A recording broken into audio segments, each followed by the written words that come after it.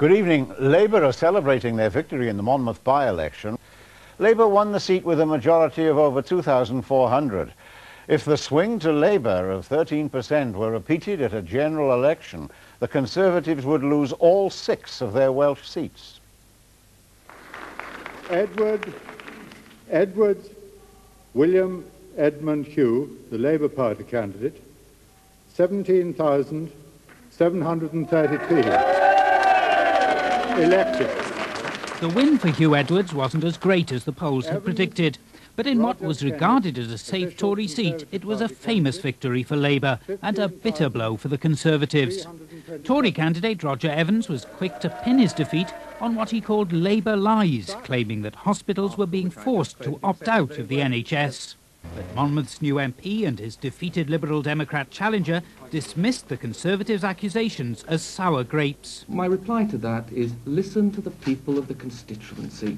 Listen to what they're saying. Listen to people in the streets. Listen to the public. Listen to the people who work in the health service. You saw the reception we had at Neville Hall. If we were scaremongering, we would never have had that reception. The row did little to dampen Labour's spirits, as they predicted further sweeping gains in the general election. Delegates have been arriving here in Llandudno in a buoyant mood following last night's dramatic victory at Monmouth. The winner there, Hugh Edwards, is in the hall. He was given a tumultuous reception. The party's leader, Neil Kinnock, has already spoken. He's repeated his call for an immediate general election. To receive a standing ovation from the party faithful. It had been a stunning victory. Victory is not a name strong enough for this scene. So may I, in all modesty, say that in Monmouth yesterday, we secured an absolute, unmitigated triumph. There is no question about that at all. It was certainly a triumph for this young man here, Hugh Edwards. Perhaps I could use to describe him the words of a king born in Monmouth Castle, faithfully reported, of course, in every word by William Shakespeare. There is much care and valour in this Welshman. There is much care and valour in this Welshman. And that is why, with the values of care boldly put, Hugh Edwards and the Labour Party won such a triumph yesterday in Monmouth Town. There's real quality in this win because the people who elected Hugh yesterday weren't just voting in outrage against the Tories. It wasn't only a matter of protest and of punishment for all that's been done over this last dozen years. Even more important than any of that, it was a vote for progress too. They were voting for advance. Advance out of the slump that the Tories have inflicted upon our country. They were voting for advance out of the chaos and cuts of education which disadvantage the young people of this country.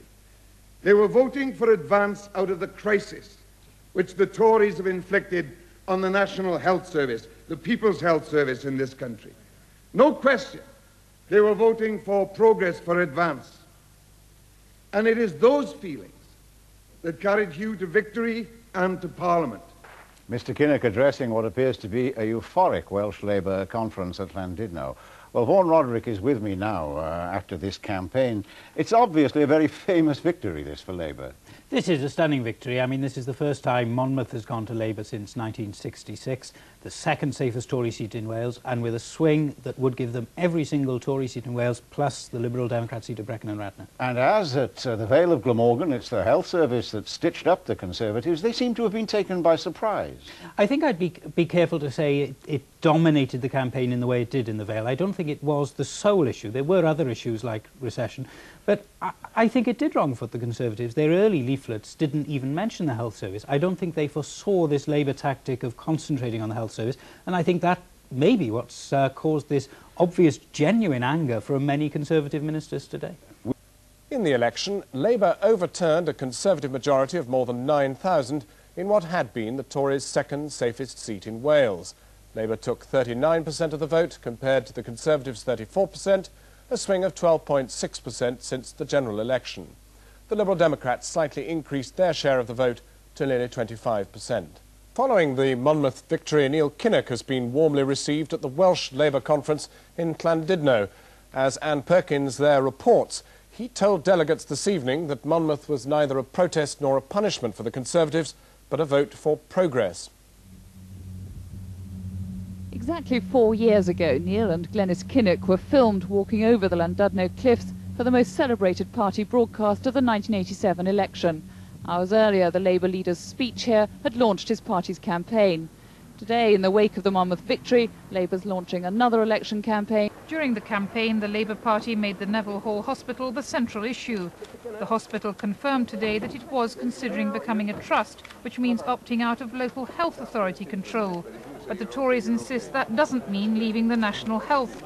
But today, Labour merely accused the Tories of panicking. Last night's victory for Labour certainly showed why the Tories felt they had to fight back. For with a maximum of a year to go before a general election, the result showed that many former Tories still want to protest against the government, despite the change of leadership and the abandonment of what was supposed to be their most unpopular policy. The result was probably the most significant yet for Labour, for Monmouth was the kind of seat where the Liberals might have been expected to come through. This morning, the victorious Labour candidate Hugh Edwards posed on a swing, presumably to make the point that the swing to Labour of 12.6% would carry them into government if repeated nationally. Handsome looks, youthful energy and informal jacket over the shoulder, Guardian. Inside, as delegates cheered Monmouth's next MP, Mr Kinnock prepared the new battleground, the Conservatives' economic record.